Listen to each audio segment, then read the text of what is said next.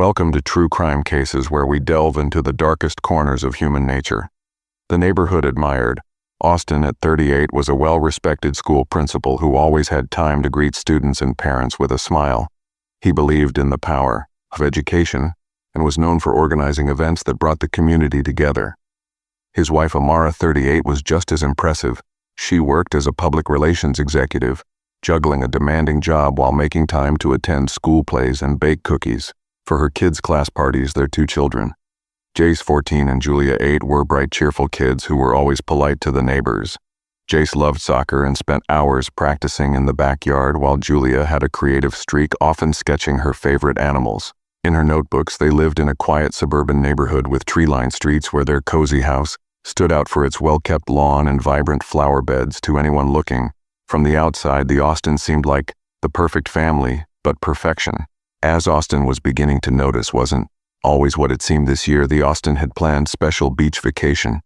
It was something they talked about for months, and Austin wanted it to be unforgettable. He imagined days of building sandcastles with Julia, playing catch with Jace in the waves, and relaxing by the shore with Amara. It was supposed to be the kind of trip that brought them even closer together. As they packed for the trip, Austin started noticing small changes in Amara's behavior. She seemed distracted, her phone always in hand. She would smile at the screen, sometimes even chuckling softly. But when Austin asked what was so funny, she'd quickly lock the screen and say, "Oh, just work stuff." At first, Austin didn't think much of it.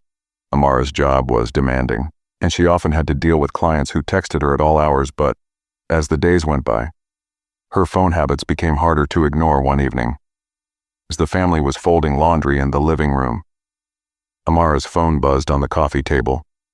Austin glanced over instinctively. Amara snatched it up quickly, her face unreadable as she read the message.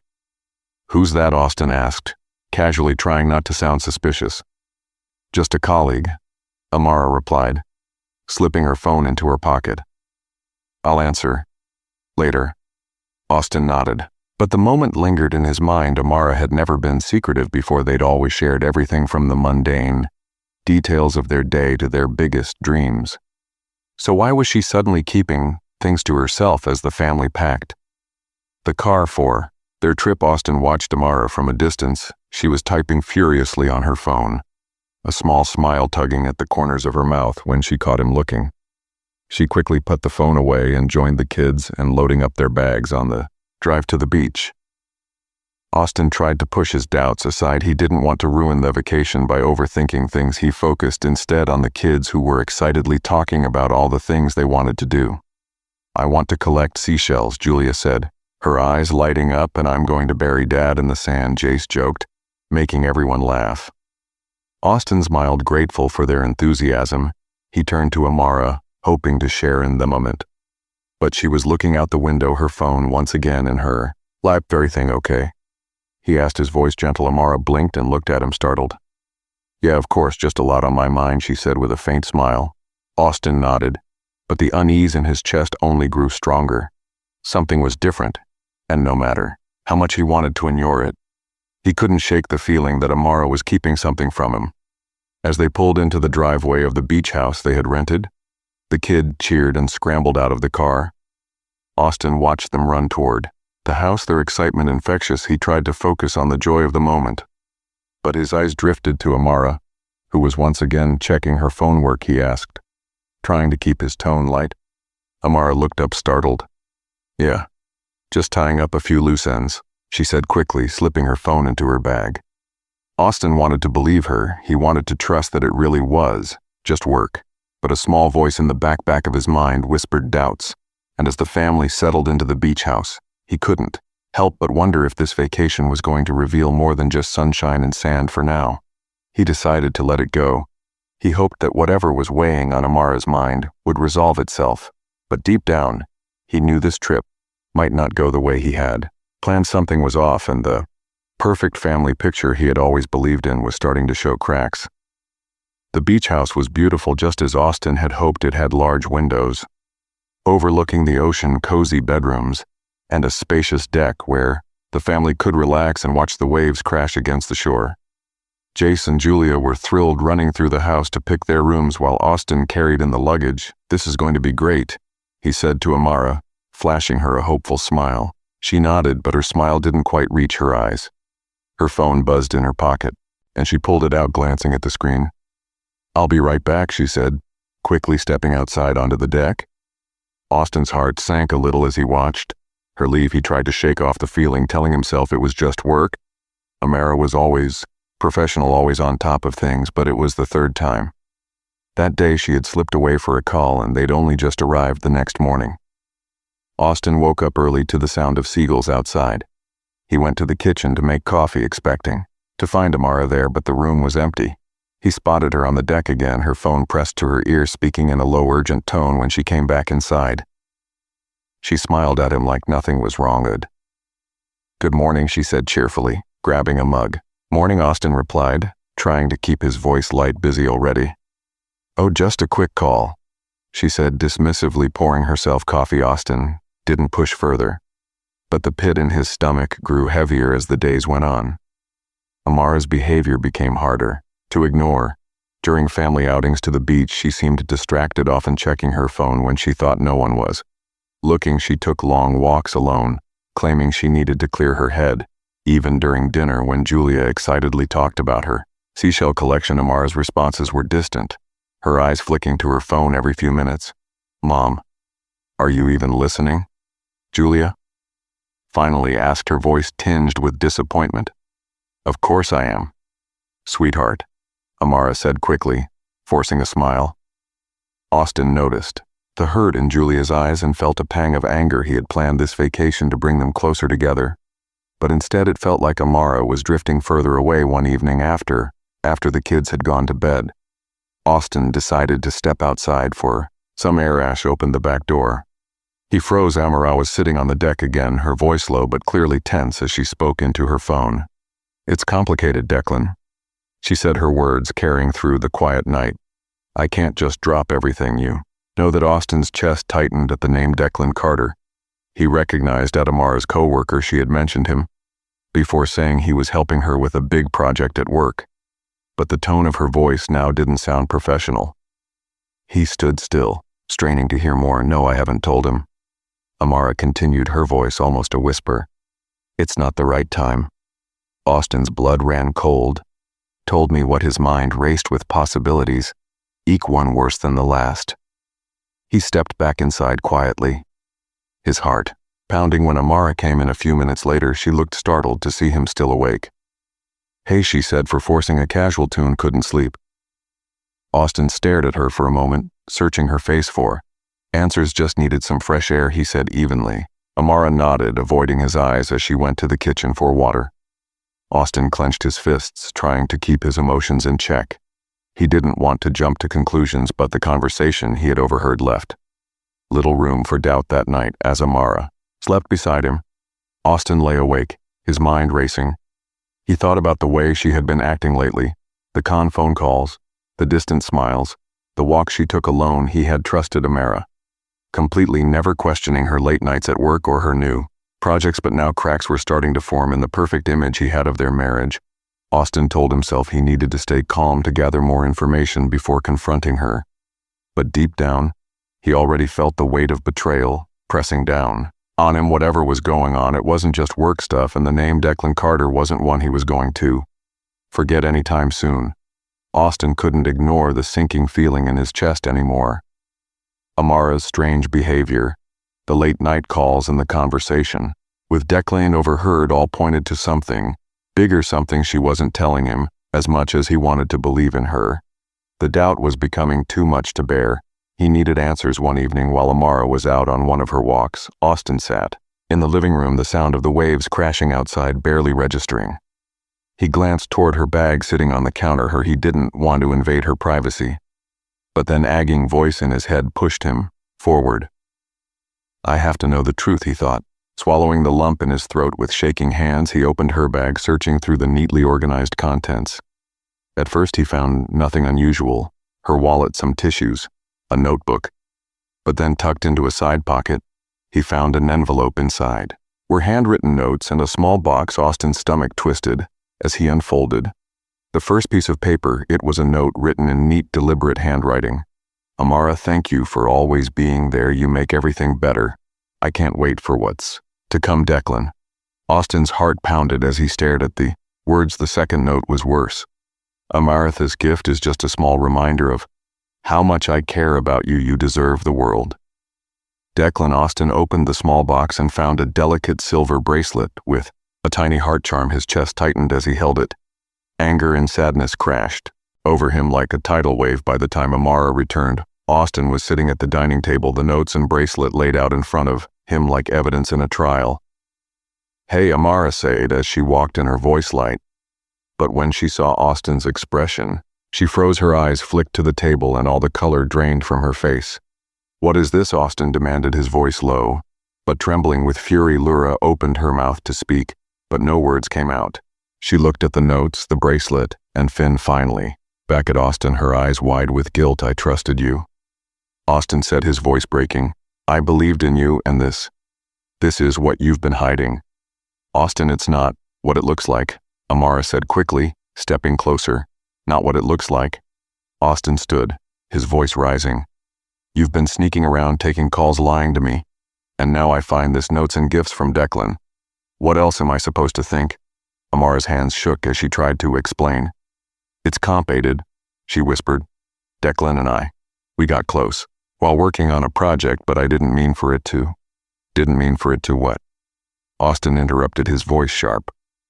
Go beyond professional boundaries, because that's exactly what it looks like.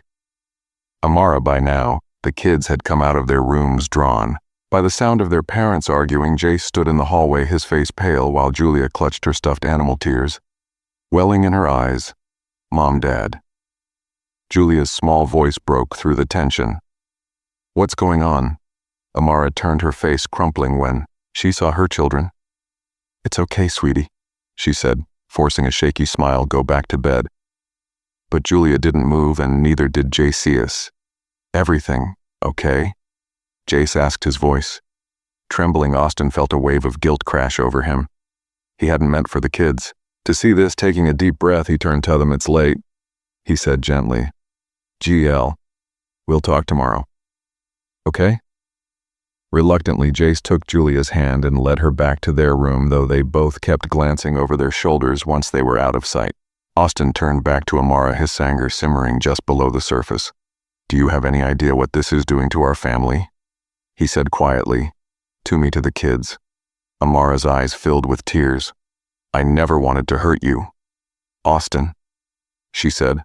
I swear I didn't. I just made a mistake. Austin shook his head, his voice heavy with sorrow. A mistake, he choked. This isn't just a mistake. Amaratha's is a betrayal. The room fell silent except for the sound of the waves outside. Austin stared at Amara, searching for the woman he thought he knew, but all he felt was the crushing weight of disappointment. Finally, he turned and walked away, leaving Amara standing alone in the kitchen. He needed space-time to think about what came next. For the first time, the perfect family he'd worked so hard to build felt like it was falling apart the next day. The tension in the beach house was unbearable. Austin barely spoke to Amara, and when he did, it was in clipped sentences. Amara, for her part, seemed lost in her own thoughts, her guilt hanging in the air like a storm cloud. For the kids' sake, Austin decided they should stick to the plan and spend the afternoon at the beach. He wanted to give Jace and Julia a sense of normalcy, even if everything felt like it was unraveling as they set up chairs and umbrellas on the sand. Austin forced himself to smile as Julia showed him a handful of seashells she'd found. This one's pretty. Don't you think, Dad? She's holding up a tiny pale pink shell. It's beautiful, sweetheart, Austin said, patting her head. He glanced over at Amara, who was sitting in a beach chair, staring out at the waves, her phone clutched tightly in her hand.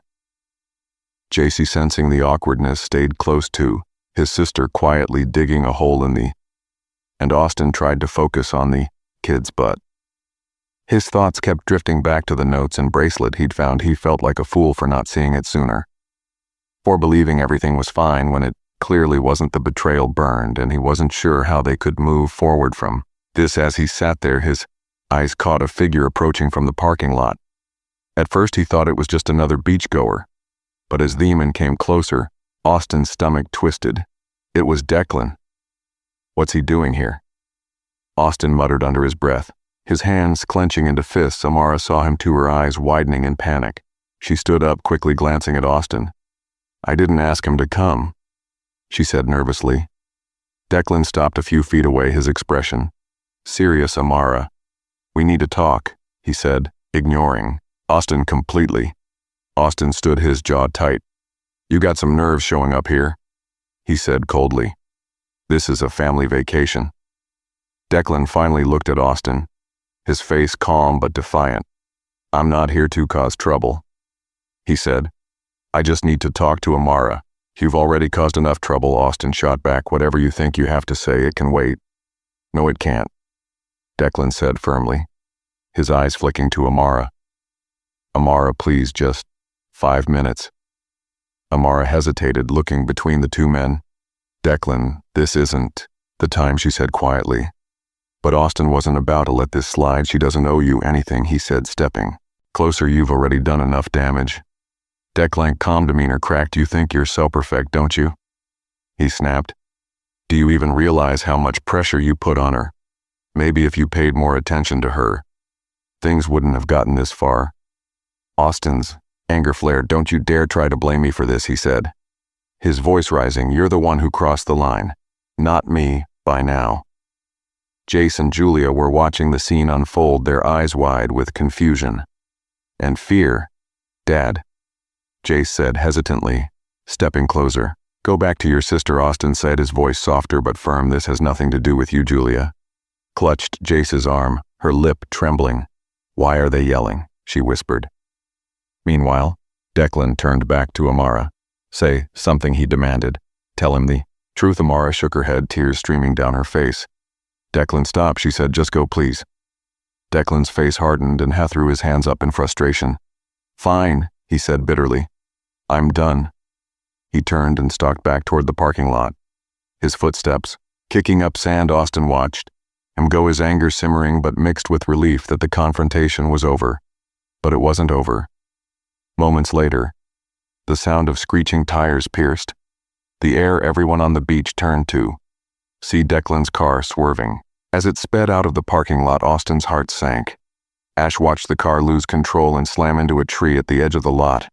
The crash was loud, the sound of crunching metal and breaking glass echoing across the beach. "Oh my God," Amara whispered, her hand covering her mouth. Austin didn't hesitate. He sprinted toward the crash, his mind racing. When he reached the car, he saw Declan slumped over the steering wheel, blood trickling down his forehead. The airbags had deployed, but the front of the car was completely crushed. "Call 911, Austin shouted to no one in particular. People gathered around, their faces pale with shock. Amara ran up moments later, tears streaming down her face. Is she okay?" she asked, her voice shaking.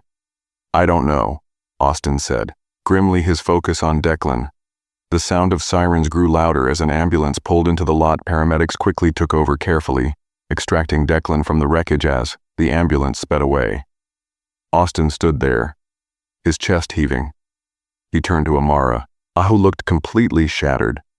"This is what happens when you let things spiral out of control," he said, his voice heavy with anger and disappointment. Amara didn't respond. She simply stared after the ambulance, her face pale as the weight of everything they had done crashed down around them. The crash changed everything. Declan survived but was in critical condition at the hospital. The doctor said he would need surgery and a long recovery, but no one could predict if he'd ever fully heal. Amara couldn't stop blaming herself. Every time she closed her eyes, she saw the twisted wreck of Declan's car and his blooded face slumped over the steering wheel. Her mind replayed the argument on the beach, Austin's anger.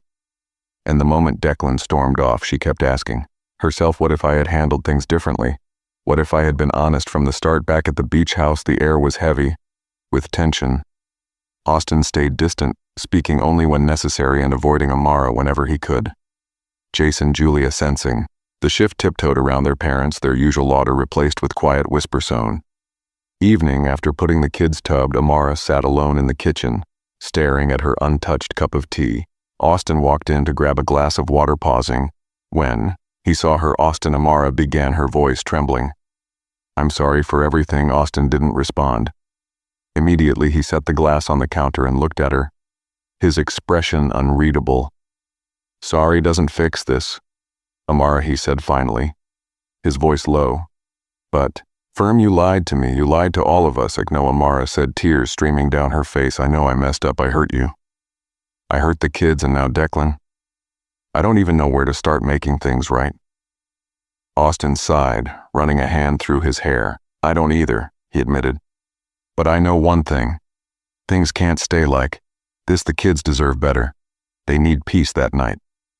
Austin made a decision the next morning as the family packed up to leave the beach house. He sat Jace and Julia down for a talk. "Mom and I need to take some time apart," he explained gently, his voice steady. "Despite the pain in his heart, we love you both so much and none of this is your fault, but we need some space to figure things out." Jace's face fell. "You mean you're splitting up?" hesked, his voice small. "Not forever," Austin said quickly, "just for a little while." Julia clung to her stuffed animal, her eyes wide with fear. "Will we still see you, Daddy?" "Of course," Austin said, pulling her into a hug. "I'll always be here for you. That will never change." The drive back home. Home was quiet. Amara stared out the window, her guilt weighing heavier with every mile. She had broken her family, and now for the first time she was truly facing the consequences. Once they were home, Austin moved into the guest room and focused all his energy on the kids. He made their lunches, helped with homework, and played games with them. In the evenings, slowly Jace and Julia began to relax, finding comfort in their dad's steady presence. Amara, meanwhile, knew she couldn't keep running from her mistakes. She made an appointment with a therapist, determined to face the choices that had led her here in therapy. Amara began to open up about her feelings of inadequacy and the way she'd sought validation from Declan. She realized that her actions weren't just about Declan or Austin. They were about her own insecurities and struggles to feel worthy. Each session was like peeling back a layer of herself, revealing truths she had buried for years. It was painful, but for the first time in a long time, Amara felt like she was making progress. Austin, too, spent time reflecting on quiet nights after the kids were in bed. He would sit on the porch thinking about the life he had built with Amara and how quickly it had unraveled.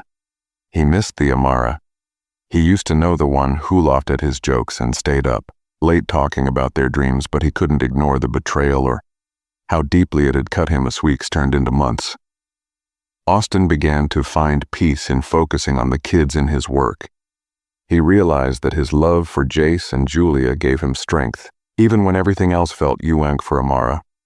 The road to healing was slower. She kept up with therapy, started journaling, and even took a break from work to focus on herself. She knew rebuilding trust with Austin and her children would take time, if it ever happened at all. One evening, Amara sat with her journal, writing down her goals for the future. She didn't know if Austin would ever forgive her, but she was determined to become a better person. No matter what, for now, they were on separate paths, but both were learning how to move forward. Austin focused on being the best father he could be, while Amara worked on mending the broken pieces of herself. It wasn't the life they had planned, but it was the first step towards something new. Months had passed since the family left the beach house, but the memories of that tense trip lingered. Things were different now, quieter, calmer, yet undeniably changed.